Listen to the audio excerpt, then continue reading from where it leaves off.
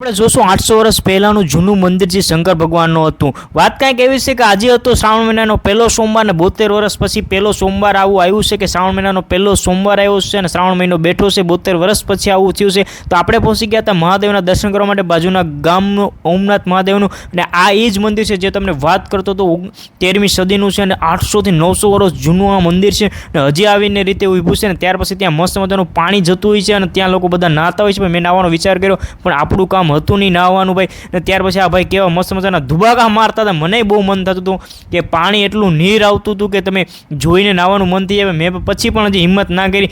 પછી આપણે મસ્ત મજાનો નજારો જોતા આપણે નીકળી ગયા આગળ, પણ રસ્તામાં આવી ગયો વરસાદ, એટલે ત્યાં આપણે ઊભું પડ્યું કેમ કે વરસાદ ચાલુ થઈ ગયો હતો. ત્યાર પછી પહોંચી ગયા નાસ્તો કરવા માટે અને ભાઈ સરસ મજાના બનાવતા હતા પકોડા ગરમા ગરમ, અને વરસાદ ચાલુ એટલે મજા જ આવી જાય પકોડા ખાવાની. આવી ગયા પકોડા ઓર્ડર દીધો, ભાઈ તો ટ્રેમાં આપી દીધા. એ કે ખાવ તમે ત્યારે મોજ કરો.